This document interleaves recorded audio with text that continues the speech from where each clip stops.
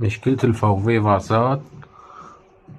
الفوفيه الباسات عم بتخبط مع الزبون وهو ماشي على أصغر جورة. السبب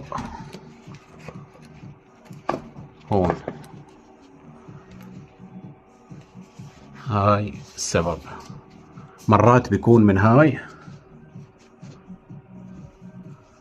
أو هاي تبع الميزانية. طبعا في عنده تهريب زيت من القتريبة أو خلينا نقول الشنجمان. نجيب الضوء. هذا هو المانعة عنده مضروبة.